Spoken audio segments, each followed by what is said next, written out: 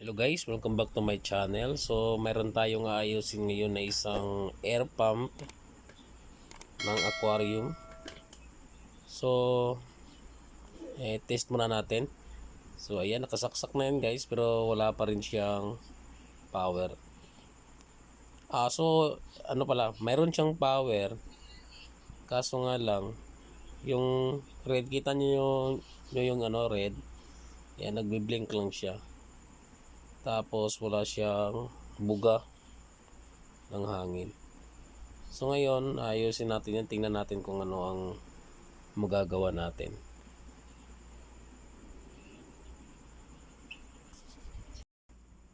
So ayan, buksan muna natin. So ito yung laman niya. Bali isang motor tapos battery. Yung battery niya parang lumulubo na din eh. Parang may problema na din sa battery niya. Tapos yan, tatanggalin natin yung board na yan. Para makita natin kung ano yung may problema dyan.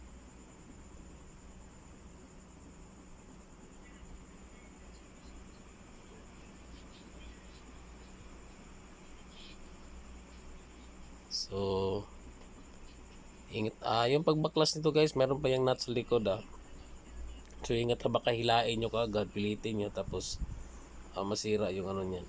So doon sa may parang volume control, pero nakikita niyo yan guys, so parang meron siyang mga kalawang-kalawang na sa mga paa. So tingnan natin kung anong klaseng parts ito.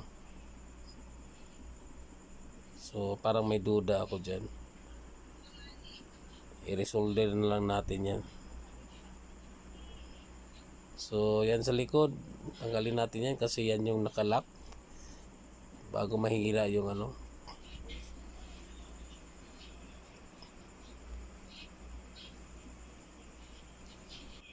So yan, nakabaklas na siya. So tingnan natin, check natin yung sa may ano, yan yan yung kanina. So switch pala siya guys. Ayan. So baka ito din ang sanhi ng hindi siya makapag-on doon sa may motor. Kasi yan yung switch niya. So yung ilaw na pula, iilaw lang kahit hindi naka-switch on. Tapos pag i-switch mo na dyan, tsaka pa siya mag-on yung para doon sa motor niya. So yan, solda muna natin yung mga paa para masiguro natin na connected pa siya.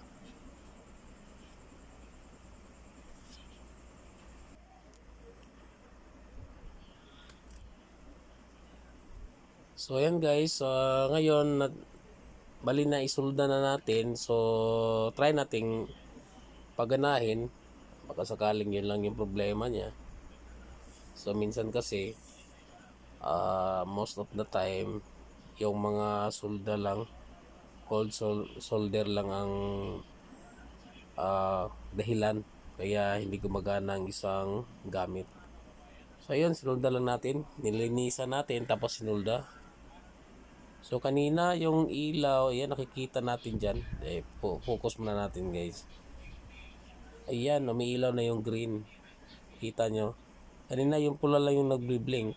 So ibig sabihin nung nagbi-blink siya, nagcha-charge. So ngayon, may vibration na siya. At saka mayroon na siyang buga. So gumagana na din yung control niya. Yung para sa motor. So ayan, yun lang yung problema niya guys. So kailangan lang talaga na minsan yung trouble na di natin nakalain, yun lang pala yung problema niya. So simpleng troubleshoot lang yung nagawa natin ngayon. So doon sa mga walang alam, akala nila yun sa may-ari, akala niya baka motor yung sira kasi hindi na gumagana, may power naman daw. So yun lang pala, sa switch lang pala yung problema niya. Kaya hindi gumagana.